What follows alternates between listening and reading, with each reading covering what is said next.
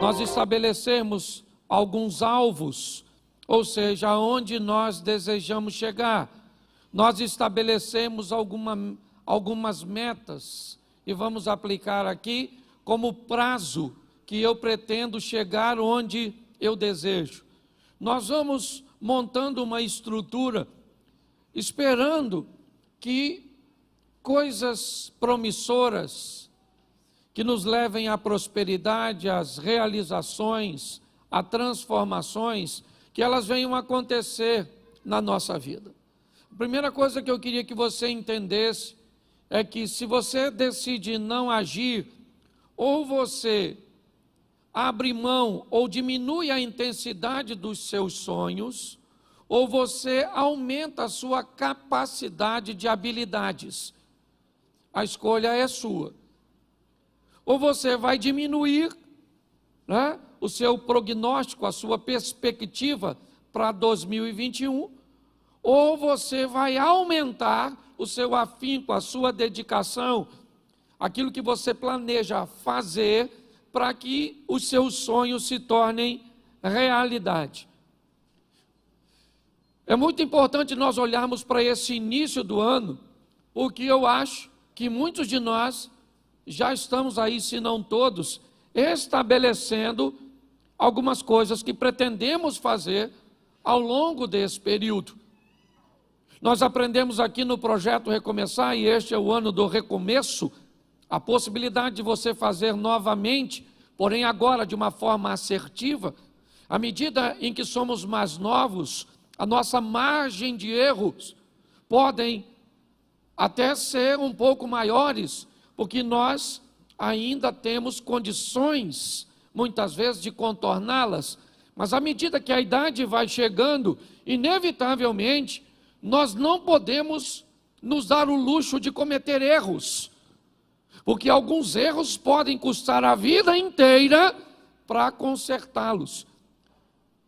E forças e dedicação que deveriam ser canalizadas para a realização de projetos futuros, acabam sendo realizadas ou canalizadas para corrigir questões do passado. Quando nós olhamos para esses estilos de vida, porque alguns vivem assim, consertando erros do passado, gastando suas energias, formatando o seu posicionamento de vida em oferecer perdão, em receber perdão, em corrigir, em pagar dívidas, em viver situações que têm a ver com aquilo que fizeram lá atrás. Outros estão vivendo situações onde estão trabalhando para que coisas ou realizações aconteçam. A opção, ela é nossa. Nós é que decidimos o que nós vamos fazer.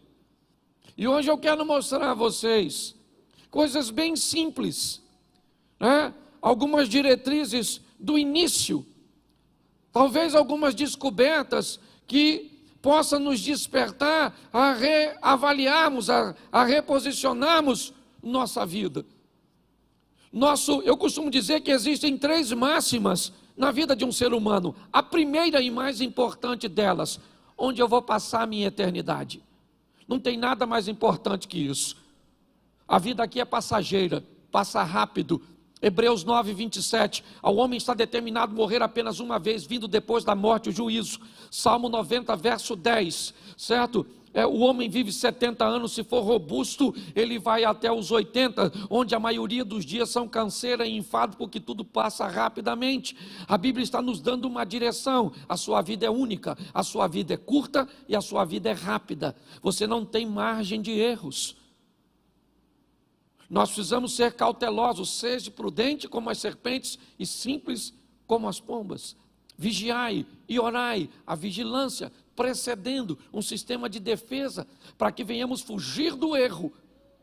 Porque, como eu digo e disse, nós podemos gastar muito tempo para corrigi-lo. Quando olhamos para isso, o que eu quero mostrar a você hoje é que nos 4 capítulos da Bíblia, no início, nós vamos descobrir algumas coisas que eu gostaria de pontuar para você. Entendendo que a Bíblia tem 2 preocupações.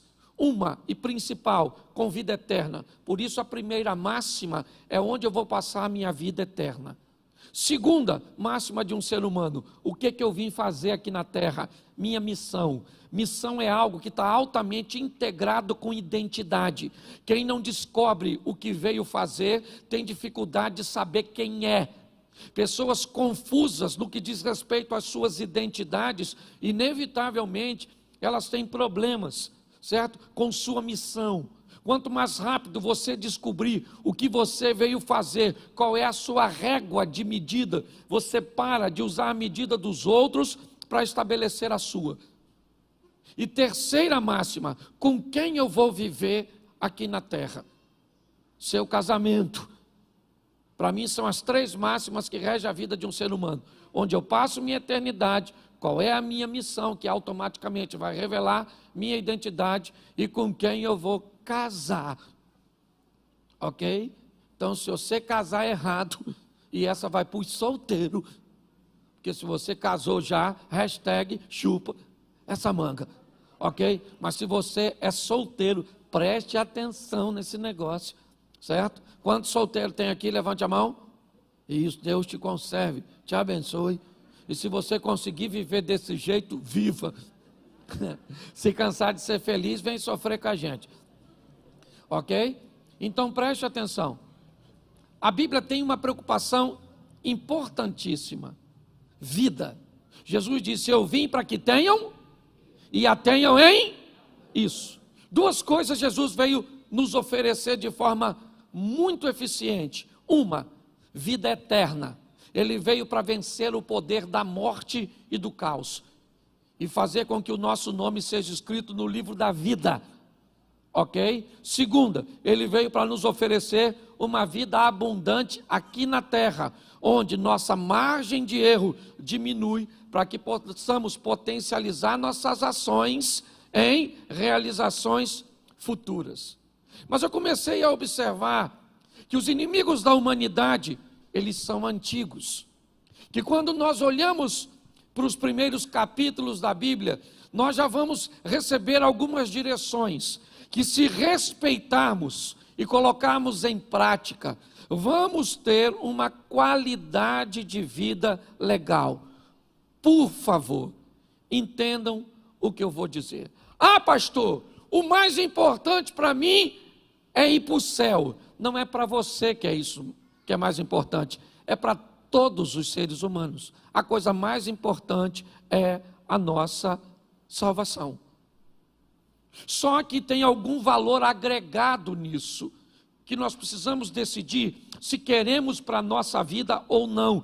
E pior, se não queremos, não marginalizar e não penalizar com posturas e posicionamentos incorretos de quem resolveu aceitar. Quando Jesus diz, eu vim para que você tenha vida e tenha vida em abundância. Esse texto refere-se à vida terrena, porque a vida celestial, ela já é abundante. Se você se prender e dizer para mim ou para qualquer, pastor, meu negócio é ir para o céu, eu não estou preocupado com outra coisa, não tem problema nenhum, até porque você resolveu escolher uma parte extraordinária, buscar primeiro o reino e a sua justiça.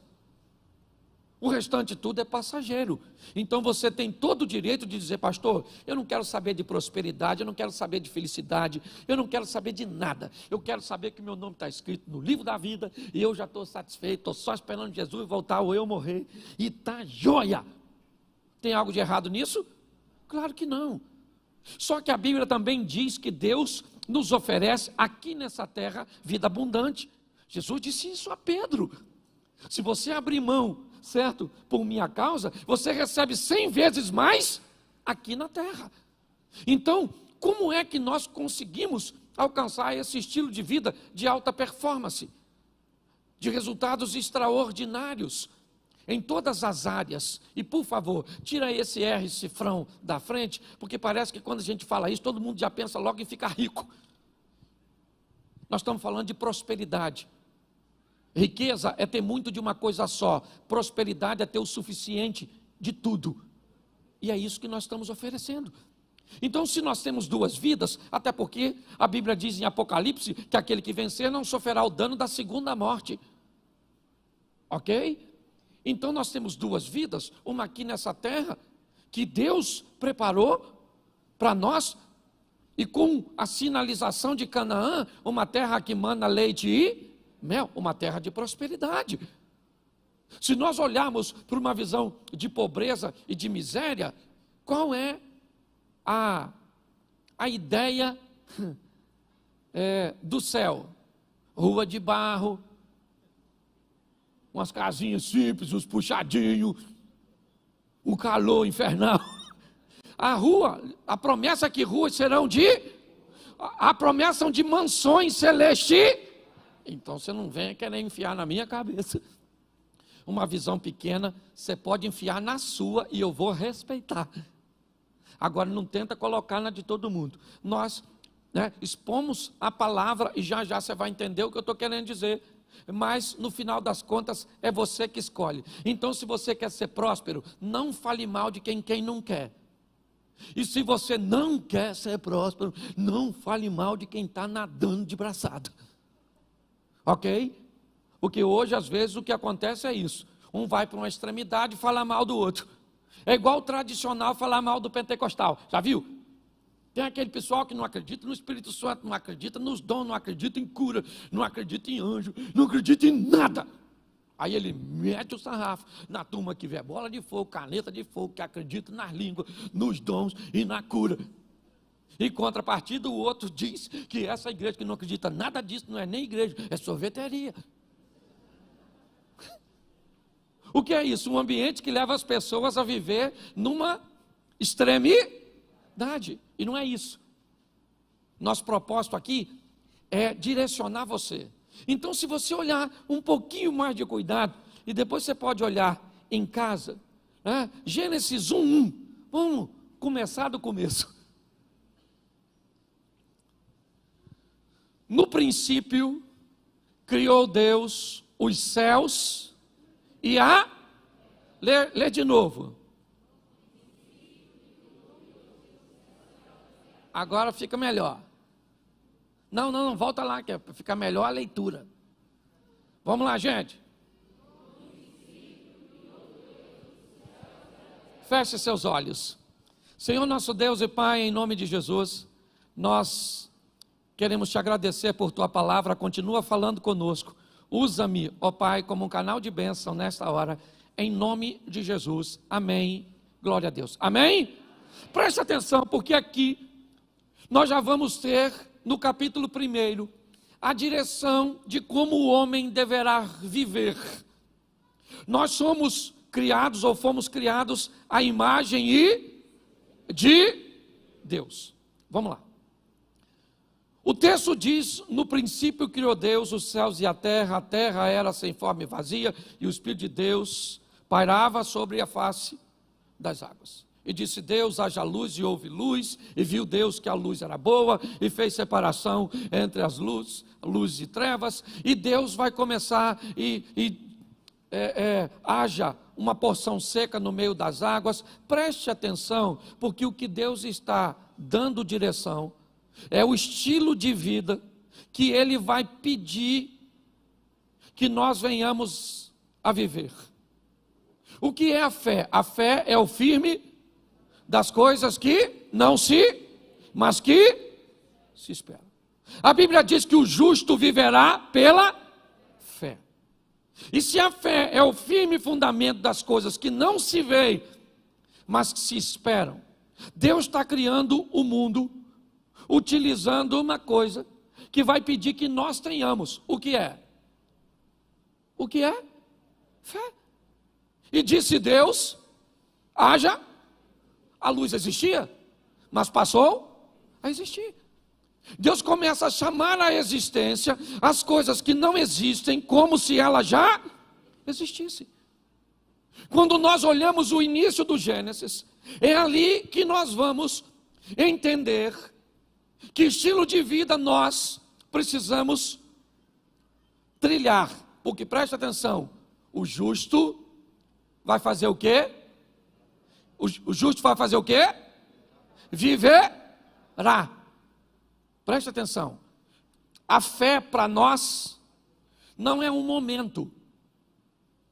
A fé para nós é um estilo de vida. O justo viverá pela fé. Ah, pastor, eu não sou justo porque eu sou pecador. Quando a Bíblia diz o justo viverá pela fé, ela está querendo dizer o justo é todo aquele que foi justificado por Jesus, não aquele que não tem erros.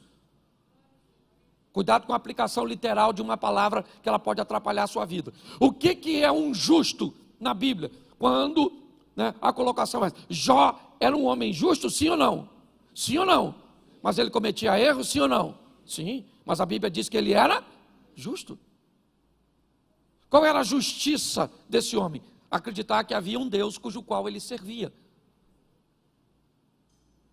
O que a Bíblia está nos dizendo no capítulo 1 é: nós precisamos entender que o nosso estilo de vida vai ser de fé. A nossa vida vai depender da nossa fé.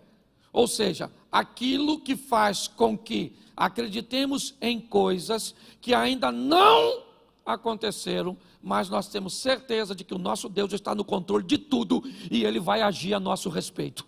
Amém? Sem fé é agradar a Deus. O modelo de criação é baseado na fé. Eu não estou dizendo que Deus tinha fé, eu só estou dizendo que Ele está utilizando uma forma de criação para nos ensinar o que é fé.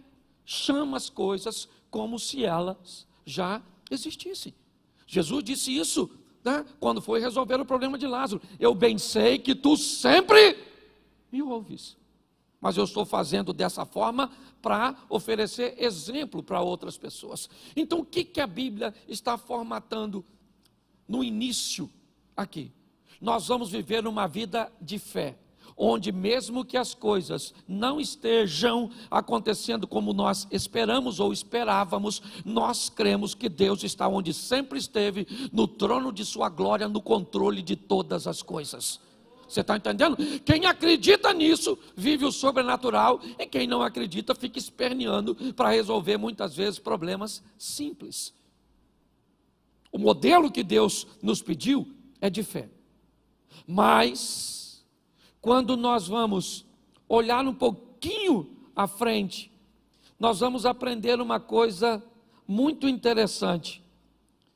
Nós vamos aprender a apresentação do nosso adversário. Seria muito fácil se nós recebemos essa informação e fosse só levar adiante para colocarmos em prática. Mas quando nós vamos olhar o capítulo 3 de Gênesis, o que a Bíblia vai fazer é, se no capítulo 1 ela nos apresenta quem é Deus, no capítulo 3 ela apresenta quem é o adversário, Satanás, o nosso opositor. Eu vou dizer para você com muita propriedade: se você é daquele que acredita em Deus e não acredita no diabo, você vai ter sérios problemas.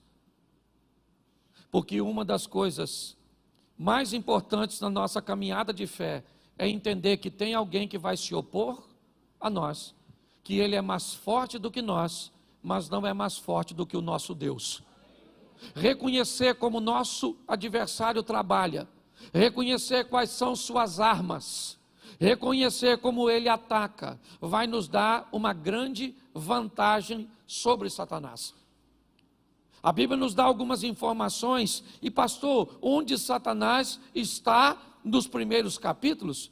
Na serpente, na figura da serpente, que tem um propósito, certo?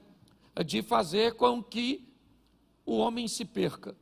Quando nós olhamos, eu vou te mostrar alguns textos. 1 Pedro, capítulo 5, verso 8. Coloca aí para a gente. Fica numa tradução só no telão, é mais fácil. Presta atenção a algumas informações. Sede sóbrios, vigiai, porque o diabo, o vosso, anda bramando como? Buscando a quem possa. O diabo é o nosso amiguinho. Amiguinho? O diabo é o nosso que busca uma ocasião para nos tragar. E o que ele vai usar para nos tragar? Para ele os fins justificam os meios. O que você precisa para ir para o inferno? É muito dinheiro? Toma, isso aí. Escutei, até com a máscara. Certo? O que você precisa? De uma mulher bonitona, maneirona. Uma mulher feia você até resiste. Mas se for cavala, tudo. Um homem, se for um meio homem, você até resiste. Mas se a senhora se depara com aquele, o que ele precisa? Botar na sua vida para te desvirtuar. A Bíblia diz que ele é seu isso aí, seu Aí eu acho mó barato que tem uns crentes que dizem assim, olha, eu tenho respeito pelo Satanás, eu vejo uma macumba, eu faço o sinal da cruz, e eu, está amarrado, em nome de Jesus. Tem uns crentes muito maneiros. O diabo, ele não tem que ter o seu respeito, nem a sua admiração, nem nada seu.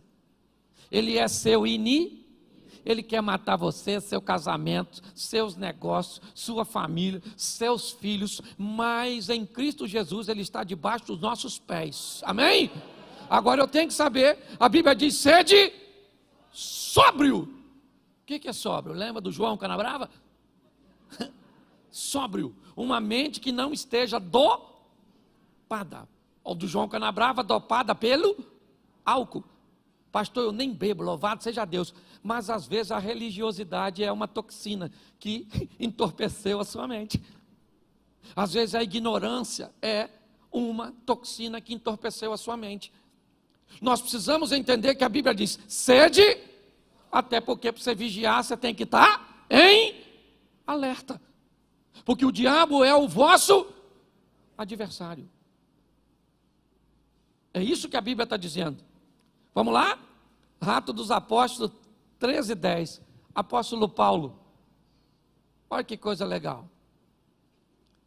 Atos 13:10. Bota aí. Lê para mim aqui. Filho do. Sabe o que Paulo está falando? Que ele mais é filho do. Quem foi que falou isso? Eu já subi nesse púlpito para falar que na igreja tem uns filhos do diabo.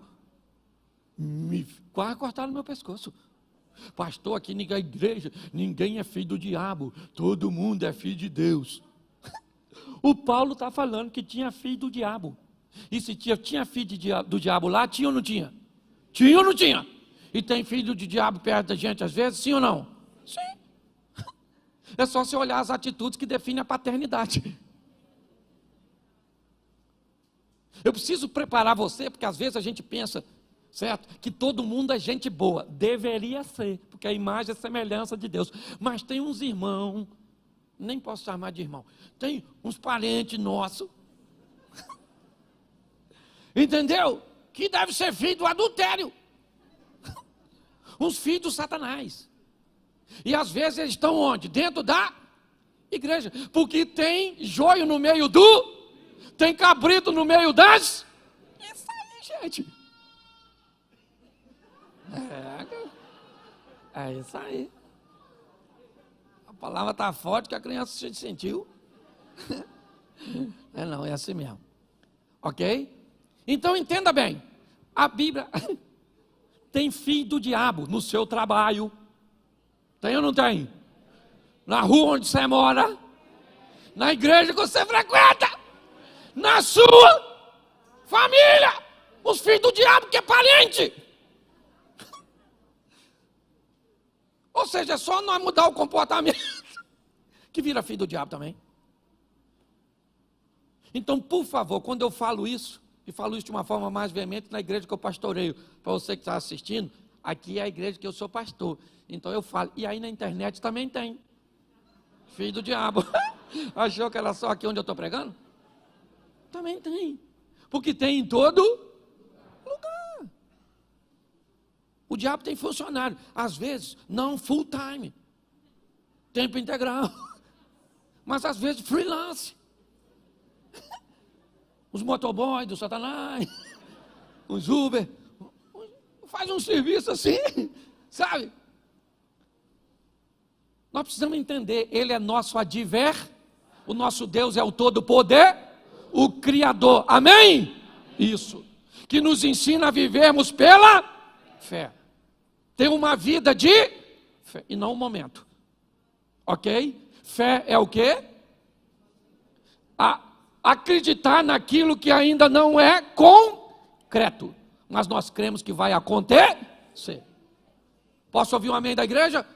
Isso. Dizem que não tem cura para a doença que você está enfrentando, mas você acredita que tem, Deus vai liberar uma palavra e a cura vai acontecer.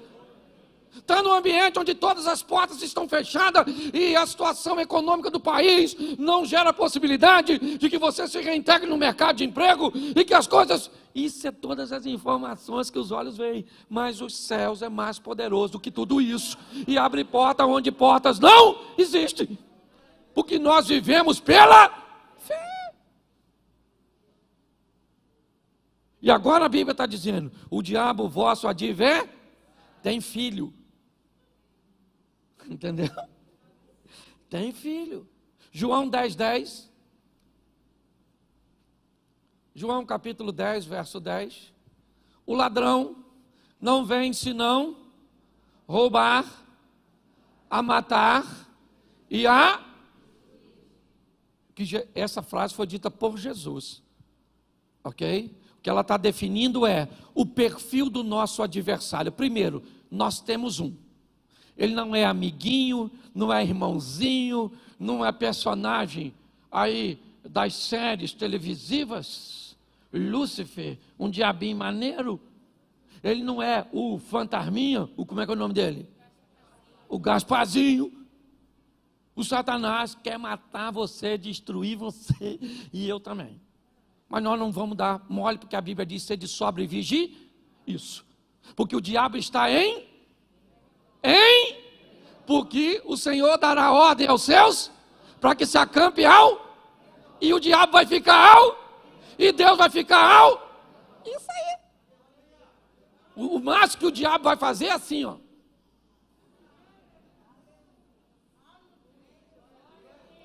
Olhar você viver o extraordinário na presença de Deus e cercado pelo Senhor. É isso. Não dá mole, porque se você for lá fora, ele te arrebenta. Quem já foi sabe. Volta tudo ferido. Eu tenho um cachorro lá no meu sítio que está atravessando esse problema. O Lourinho. Lá no sítio tem comida, tem segurança, tem tudo. Tem espingarda, nós tem, para espantar. É de chumbim, mas tem. O Lourinho foi lá na mata, se meteu com o bicho, o bicho arrebentou. Hoje tive que mandar botar uns remédios nele, aqueles que arde. Quase chorei enquanto eu estava tomando banho para vir para a igreja, de tanto que ele chorou. Mas no final eu fiquei com pena do Lourinho não, porque eu pensei, Lourinho é um otário. Lá na mata tem filho do diabo. Arrebentou meu cachorro. Quem quiser ver, pode ir lá, não estou contando história não. Lourinho está lá, amuado. Eu não posso nem falar onde é que feriram ele. Que senão vai ficar mais feio ainda. Então a função do diabo é destruir a nossa vida. Roubar, matar e destruir. Mas ele está porque Deus está e se Deus é por nós, isso é bonitinho de falar. O negócio é agir para que isso entre em cena. Sabe o que o diabo disse para Deus quando Deus perguntou: tem de vista o meu servo Jó? O diabo: tenho, de longe, porque o Senhor não deixa eu mexer em nada dele. Olha o que o diabo está falando. Esse cara vive de um jeito onde os seus anjos acampam ao redor dele, e eu não tenho como entrar. Nossa casa vai ser desse jeito esse ano, nossos negócios vão ser desse jeito esse ano, nossa igreja vai viver assim esse ano, amém? Isso. Agora, isso não se conquista com isso. Isso só se conquista com isso. É de joelho que nós trazemos a presença de Deus para a nossa vida e para a nossa casa. Deus está apresentando o nosso adversário. Ele tem filho e ele quer o quê? E destruir. Amém? Amém? Então, mas vamos aqui agora para algumas armas que nós temos que enfrentar ao longo da nossa caminhada cristã. Ela também está no terceiro capítulo, porque no capítulo 1 e 2 nós vemos a criação, Deus chamando a existência, criando todas as coisas, certo? Mas no capítulo 3 nós recebemos inicialmente de forma prévia a exposição do nosso adversário. Mas quando nós vamos olhar o que eles enfrentaram no Éden e como agiram, é bem semelhante ao que nós vivemos hoje. Eu acho que vale a pena dar uma olhada. Uma das coisas que o casal que originou a humanidade enfrentou, que nós enfrentamos de uma forma muito veemente, Gênesis capítulo 3, verso 6. Preste atenção. E vendo a mulher que aquela árvore era boa para se comer, e agradável aos olhos, e árvore desejável para dar entendimento, tomou do seu fruto e comeu, e também deu ao seu marido, e ele comeu com ela. Preste atenção, deixa o texto aí, por favor. Primeira coisa que eles enfrentaram como oposição, ainda é o que nós enfrentamos até hoje, e que tem derrubado muitos de nós: o desejo pelo proibido. Eva, a mulher, olha para uma árvore e se sente atraída por ela. Aquela árvore era um local proibido, mas ela se sente atraída por aquilo que é proibido. Esse não é um problema de Eva, esse é um problema que a humanidade enfrenta o tempo inteiro. Você vai ter que lidar com Davi, o homem segundo o coração de Deus, desejando o proibido. Você vai ver reis perdendo seu reinado porque desejaram coisas que lhe eram proibidas. Quando nós olhamos para essa situação, ela ainda é o nosso inimigo hoje. Grande parte dos problemas que temos está condicionado no desejo que temos pelo proibido. Se nós entendermos isso, como vamos nos comportar mediante aquilo cujo qual Deus nos proibiu, isso define fracasso ou sucesso da nossa caminhada cristã. Muitos dizem que os desejos que eles nutrem pelo proibido são mais fortes do que eles, mas isso é mentira, porque a Bíblia diz que a tentação nunca será maior que o poder do escape. Então, se você quer dizer para mim que o seu desejo por sexo, por drogas, pelo que for que te separa de Deus, é mais forte do que o poder de Deus na sua vida, talvez simplesmente pelo distanciamento que você estabeleceu de Deus. Desejo pelo proibido. E muito pior do que é o desejo, é como as pessoas se comportam depois de descobertas. Acã, ele tem desejo pelo proibido, uma capa, o ciclo, as taças. Ele pega e esconde, porque o proibido precisa ser feito escondido. Pastor, como é que eu sei que alguma coisa é proibida? É simples, é só você olhar se existe luz para que ela seja exposta. Por que muitas pessoas escondem seu aparelho telefônico? Por que pessoas que deveriam oferecer acesso a todos, a seus, uma parte de seus dados? Eu entendo que tem informações de negócios, business, certo? Muitas pessoas mas grande parte enfrenta problema por quê? Por causa do proibido. E se alguém faz algo proibido, é como Eva. Primeiro, olhando aqui, até mesmo para o Éden, apesar de nós olharmos inicialmente e ver apenas um casal, as coisas ainda continuam do mesmo jeito.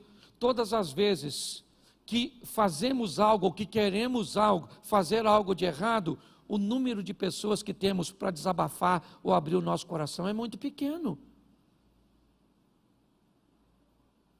Porque nós temos medo.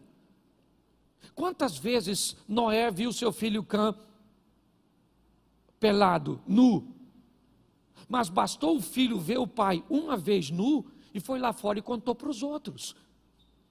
Hoje muitos de nós nos sentimos atraídos por situações proibidas, que se tivéssemos alguém para desabafar, para orar por nós, ou para nos indicar muitas vezes um profissional, porque tem situação que ela é tão absurda, que precisa de um profissional para oferecer uma ferramenta que possa ajudar essa pessoa a sair dessa situação.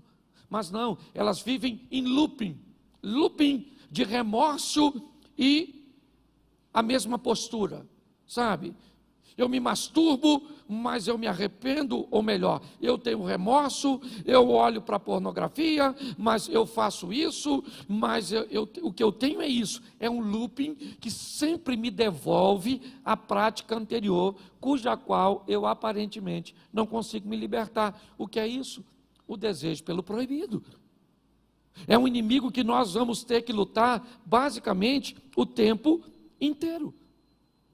Segundo inimigo que nós vamos enfrentar e que eles enfrentaram, coloca aí o verso 10, ainda do capítulo 6. E ele disse: ouvi a voz soar no jardim e temi, porque eu estava nu e escondi-me. Presta atenção, porque esse é um dos maiores adversários da humanidade, o medo.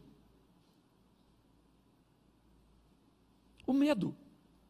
Com a chegada do pecado, o homem diz: eu ouvi a tua voz, e por que eu me escondi? Porque eu tive medo. Em algumas traduções, está escrito até assim, Deus perguntando para Adão: e quem te ensinou a ter medo? Porque não fui eu.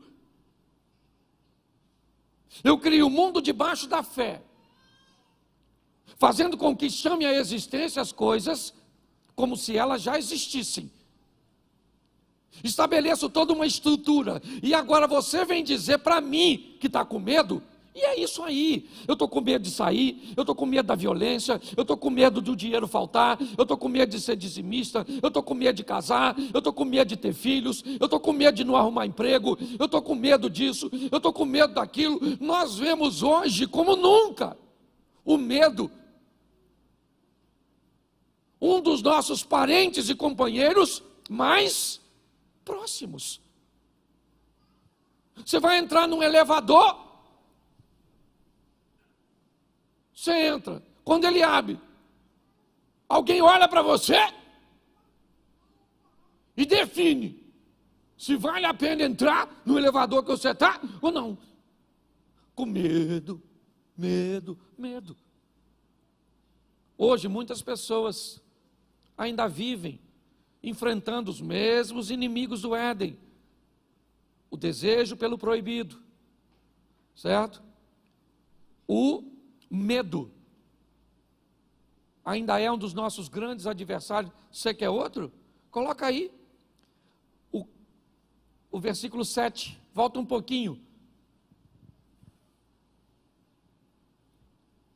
Então foram abertos os olhos de ambos, e conheceram que estavam nus, e coseram folhas de figueira, e fizeram para si aventais. Preste atenção, porque esse é um texto que nós precisamos ter muito cuidado quando olharmos para essa expressão nu.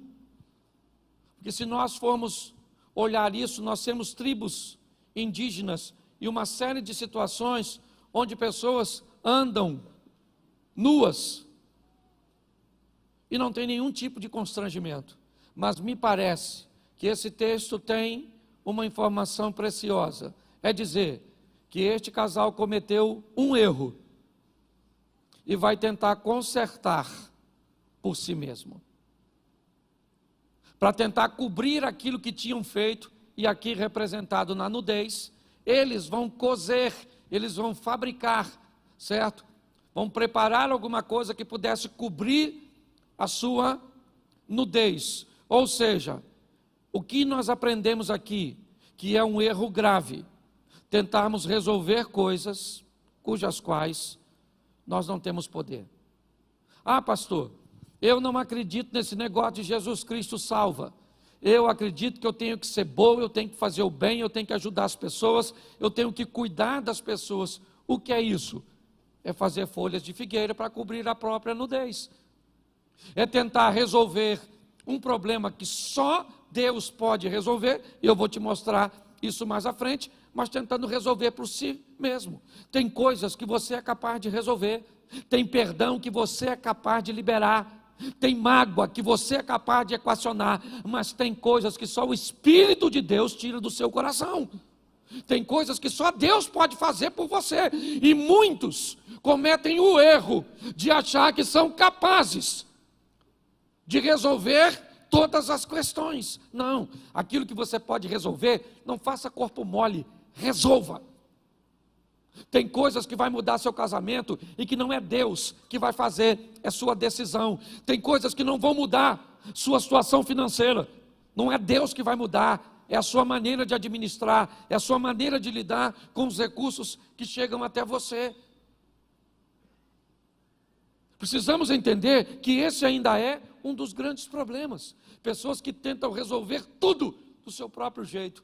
Ah, é? Você magoou sua mulher e agora você acha que ajoelhar lá e pedir perdão vai consertar tudo? Tenta, irmão. É isso. É dessa forma. Ah, então você fumou 20 anos da sua vida e agora você está com enfisema pulmonar, com câncer no pulmão, e agora você vem para a igreja e você vai dizer: "Ô Senhor, o Senhor me cura". Ele tem poder para curar, sim ou não? Mas se ele não curar, quem foi que causou o problema? Você mesmo. Nós temos que ter maturidade para entender erros que não precisamos cometer. Quando nós olhamos, é essa questão que muitas pessoas enfrentam. Ainda o desejo pelo proibido, o medo, certo? E ainda tem algo mais interessante para observarmos. Verso 12. Então, o que Adão vai dizer isso para quem, você sabe? Para quem? Para quem Adão vai dizer isso? Lê o texto primeiro. Para quem Adão vai falar? Olha como é que Adão é maneiro, o nosso ancestral. Olha que cara extraordinário. Lê para mim.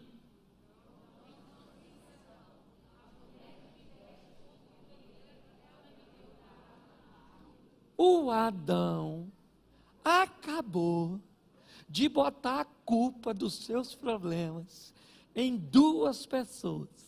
Primeiro em Deus, e segundo, na dona Eva.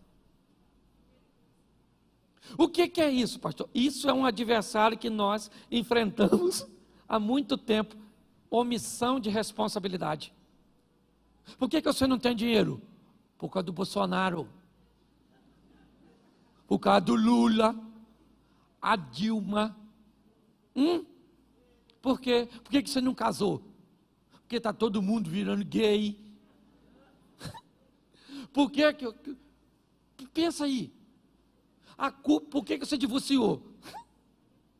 Porque a culpa era da sua mulher. Aquela praga, aquela peste, que o senhor não tolerava. Botar a culpa nos outros, gente. Eu aprendi uma coisa naquele gabinete.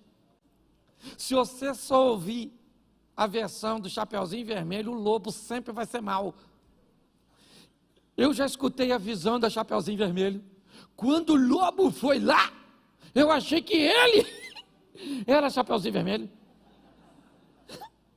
Eu achei que tinha trocado. Porque se tem uma coisa que as pessoas gostam de botar a culpa nos outros. Por que você não estuda? Por que você não trabalha? Isso aí. Por quê? Você não estuda porque não tem colégio. Entendeu? Você não trabalha porque está muito difícil. Você não é alguém que vai fazer qualquer coisa. Você é alguém que não pode trabalhar para ganhar 2, 3 mil. Que isso é uma miséria. Você é alguém que vem nesse mundo para ser um cientista. Você só esqueceu da inteligência. Deixou no seu ponto de partida. A omissão ainda é um problema. Gente, não dá para ser. Por isso que Davi é chamado. O dia que o Davi, deixa eu lembrar você aqui. Lembra que o Davi olhou a Batseba tomando banho, chamou a Batseba, vem aqui Batseba, chega aí maneira. Então, passou o serão na Batseba, e aí Batseba engravidou. Porque Deus também não dá mole não. Pegou uma vez, parece, engravidou. Sabe o que ele fez com o marido da mulher que ele engravidou? Mandou matar. Quem é esse cara? O Davi da Bíblia. O do gigantinho. Acabei de acabar com a reputação dele para você. Tem policial aqui que ele já estava preso. Aí Deus mandou Natan. Olha que Deus foi Natan, nem foi Nagol. Deus foi lá Natan e falou: Natan, dá um pulinho lá na casa do Davi, que eu tenho umas paradas para resolver, uma resenha para resolver com ele. Você vai lá e vai falar com ele que ele adulterou e matou o cara. Davi foi, Natan falou: o cara vai me matar. Deus falou: não, conta uma historinha para ele. Aí o Natan chegou lá, contou uma historinha, né? E eu acho mó barato, porque o Natan falou assim: olha Davi, deixa eu falar uma coisa com você, aqui no seu reino tem um homem que tem uma ovelhinha e o outro tem 100. Aí vem um viajante para comer na casa desse homem que tem 100 ovelhas. Davi, sabe o que ele fez? Pegou a ovelha do vizinho que tinha uma só e comeu. Davi falou: o quê? Isso é um absurdo, um assinte. Quem é esse homem? Natan falou: tem espelho aí, irmão? Esse homem é?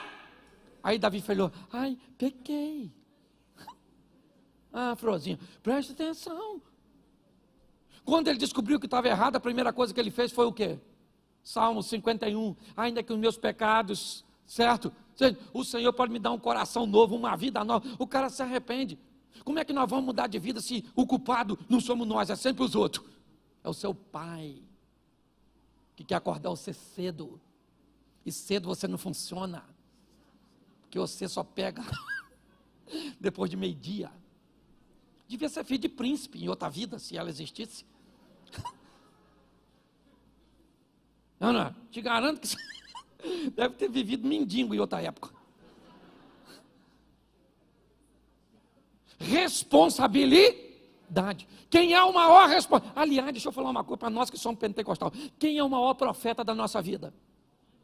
Quem é o maior profeta da nossa vida? Fala assim: eu. Isso.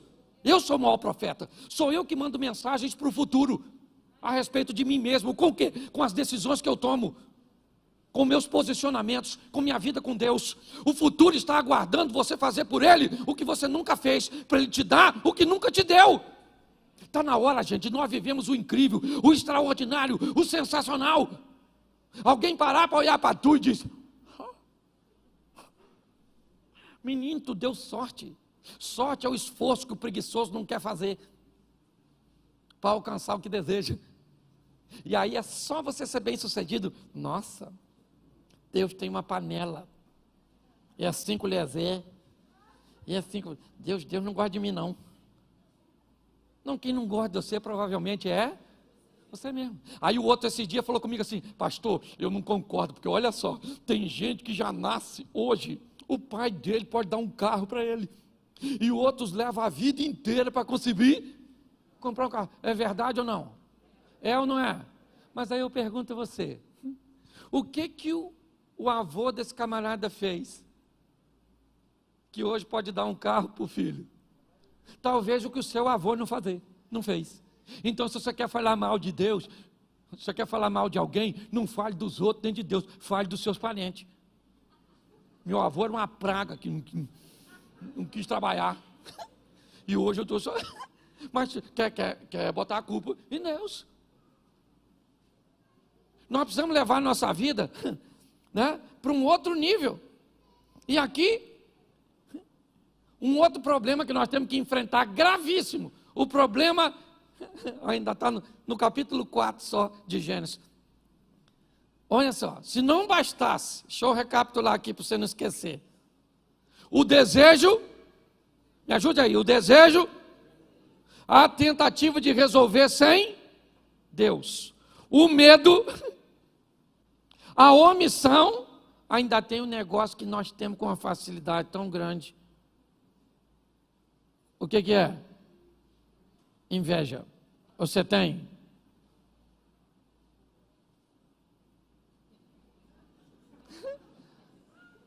Menino, vou falar uma coisa para vocês aqui, vocês não contam para ninguém. Esses dias estou eu olhando minha rede social, quando de repente passei assim no Instagram, numa pessoa, menino, mas ela tinha tanto comentário numa foto, aí eu botei numa minha.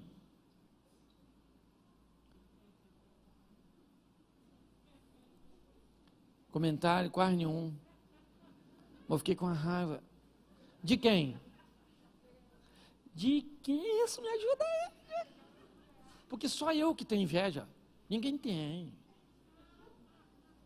A história do Caim e Abel ainda continua na nossa vida o tempo inteiro. É a gente medindo a nossa vida pela régua dos outros. Pare de ficar olhando o que está acontecendo na vida dos outros e trabalhe para as coisas acontecerem na sua vida. Eu estou falando para você, estava eu lá olhando. E esse movimento, até criança de 1 ano já está fazendo. Você entende? Inveja. Inveja. Lembra? Eu já contei isso aqui, já estou terminando já. Eu fui viajar, eu não gosto de falar cidade porque é complicado. Né? Esse dia o Elvis veio aqui e falou que uma praia parecia um valão, que eu falei, quando ele aparecer lá, o nego vai matar ele. Eu fui numa cidade pregada do interior do Nordeste e teve um apagão na cidade. Não foi esse que teve agora no Amapá, ou Macapá, alguma coisa assim. Anteriormente, já tem um tempinho. E teve um apagão, e era no Nordeste. O Danilo Gentili fez uma brincadeira, dizendo lá no Nordeste já não tinha água. O pessoal queria matar ele lá quando eu fui. Perguntou até se eu conhecia. Eu falei, não ando com esse tipo de gente que fala essas coisas. Tive que me esquivar. Certo? Então tem que ter cuidado. Mas eu estava numa cidade dessa aí, e o cara falou comigo assim, pastor, você não quer andar na minha lancha? Eu nem estava muito afim, mas lá é quente. Pensa num lugar assim, que você anda na rua, parece que você vai encontrar o Sadraque, o Mesaque e o Abednego. Sabe? O pessoal de lá, se for para o inferno, vai pedir uma blusa de frio. Por isso que eu não posso falar a cidade. Eu falei, eu vou. Menino, o cara me botou numa lancha, mas pensa numa lancha. E mandou eu deitar-se na frente, eu deitei, parecia aqueles modelos. E o cara com aquela lancha, eu falei, Jesus do céu. Aí no final, quando ele parou a lancha, que eu achei que já tinha acabado, ele falou, você quer me dar uma volta no meu jet ski? Eu falei, que é isso, irmão? Eu falei, não sei andar nisso não. Ele falou, é fácil. E fui eu andar num tal de um jet, gente. Se você acha que dinheiro não é para você, anota o número da conta aí, para você depositar na minha. Porque eu fiquei fascinado com aquele jet ski, mas fiquei... Aí no final eu falei para ele, rapaz, jet ski maneiro. Ele falou, compra um para tu, pastor. Eu falei, que é isso, rapaz, esse troço é muito caro. Ele falou assim, que caro nada. Quando ele me falou o preço, eu falei, rapaz, negócio maneiro. Saí de lá com a ideia de comprar um jet ski. Cheguei em casa, fui contar para quem? Para a esposa. Certo? Não sei se contar ou pedir autorização. Contar é uma maneira masculina de defender o território. Falei para minha mulher, filha, eu vi um negócio super maneiro, que eu vou comprar para a gente. Eu fui eu que andei, já disse que era para nós. Já dá uma confusão danada, né? Ela falou o quê? Eu falei, um jet ski, menina. É extraordinário. E ela me fez uma pergunta que eu não tinha parado para pensar. Para nós andar onde, Cláudio? Eu falei, você sabe que eu não sei? Eu só queria ter. Porque na maioria das vezes nós queremos coisas que nós, na verdade, não, mas só porque os outros ainda é um problema nosso. Está assim de gente endividada porque compra o que não precisa para pagar com dinheiro que não tem, para mostrar para quem não gosta. E o culpado quem é? Satanás, devorador. Tem gente que está com o nome mais sujo que o do Satanás. Serasa. Você está rindo de quem? De mim? Mas você sabe o que é mais legal de tudo isso? É que apesar da inveja, da omissão de responsabilidade, do medo, da tentativa de resolver sozinho e dos desejos proibidos, por causa disso, lá no Éden, Deus expulsou o homem. Mas antes de expulsar, coloca o versículo 21, por favor.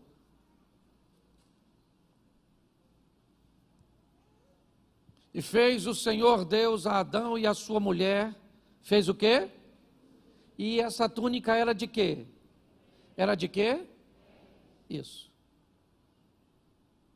Para que Deus fizesse isso, ou para que isso acontecesse, o que teve que acontecer? Um sacrifício. Para que as coisas fossem corrigidas, Deus vai tirar o homem do Éden, sim ou não?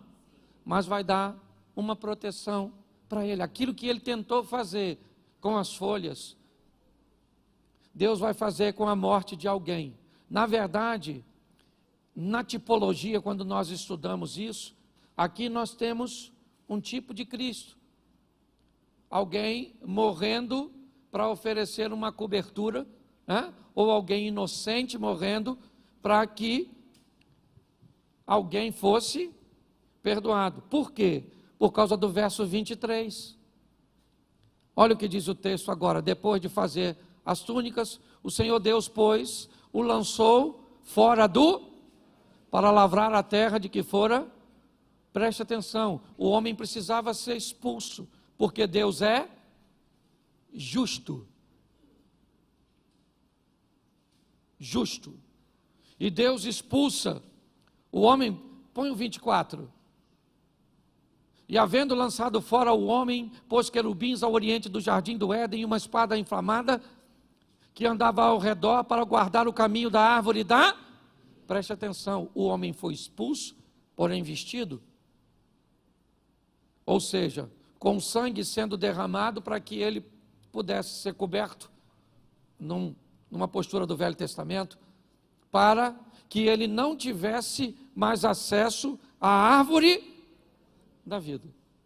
Só que se Deus é justo, o pecado entrou por quem? Quem deu margem ao pecado? Adão. Sim ou não? Sim, eu tenho uma palavra que eu falo que para mim foi um erro de comunicação. Quando Eva está conversando com o Satanás, é fácil descobrir que ela não entende do que está falando. As informações que Adão deu a Eva, no que diz respeito a que ele recebeu, não eram fidedignas. É fácil notar que Eva não sabe o que ela está conversando, ou o que ela está defendendo, o que ela está afirmando para Satanás. Por isso, ela acaba perdendo a batalha. Quando nós olhamos para esse momento, o que nós vemos? Por um homem, ou seja, por Adão, o pecado entra no mundo. E Romanos 5,19, se a justiça vai acontecer, ela tem que ser desse jeito. Romanos 5,19, porque como pela desobediência de um só homem, muitos foram feitos pecadores, assim pela obediência de muitos serão. Por isso, Jesus não pôde usar nenhum de seus poderes para coibir o pecado e a pressão que a desobediência exercia sobre ele na carne. Porque se o pecado entra por um homem, e Deus é justo, esse homem que veio tirar tem que ter a mesma capacidade mental, o mesmo poder que esse que permitiu a entrada, senão não há justiça. Só que Apocalipse diz uma coisa e eu termino aqui, Apocalipse 2:7, por causa deste homem, certo, da obediência deste homem, nós podemos fazer parte ou trazer esse texto para a nossa vida. Quem tem ouvidos, ouça o que o Espírito diz às igrejas. Ao que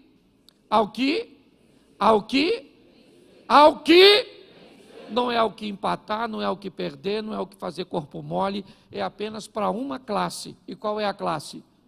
O dos vencer. Ao que vencer, vai comer no meio a árvore que hoje está guardada por uma espada inflamada. Por causa de Adão, perdemos o direito, mas em Cristo recebemos novamente a oportunidade. Eu queria que você saísse daqui hoje com essa palavra no seu coração, porque eu sei que a Bíblia me diz que quando eu prego, pessoas que me ouvem recebem como um solo à beira do caminho, outros recebem como um solo com pedras, outros recebem com um solo de espinhos e outros recebem em terra boa. Se eu usar isso por proporção, o que a Bíblia está dizendo na parábola do semeador é que quando eu lanço uma semente, apenas 25% dela será proveitosa inicialmente. Pessoas espinhosas ou com espinhos terão que ter, ao longo da caminhada, os cuidados da igreja, o nosso cuidado, para que elas possam, esses espinhos sejam removidos, as pedras, ou esse solo compacto, onde acaba o culto, você vai embora e as suas preocupações tiraram sua atenção, o seu celular tirou sua atenção, o amigo que está do seu lado tirou sua atenção. Nós lidamos com tudo isso. Por quê? Porque o diabo é o nosso adversário. Por quê? Porque o diabo tem filhos. Por quê? Porque ele veio roubar, matar e destruir. Mas nós recebemos de Cristo e em Cristo o poder para vencer. Só que ele é opcional. A mensagem é para todos, mas não é para todo mundo. A vitória é para todos, mas não é para todo mundo. Porque todos ouvem, mas nem todo mundo recebe e toma o posicionamento. Que esse seja um ano de recomeço para você e para a sua história em todos os segmentos.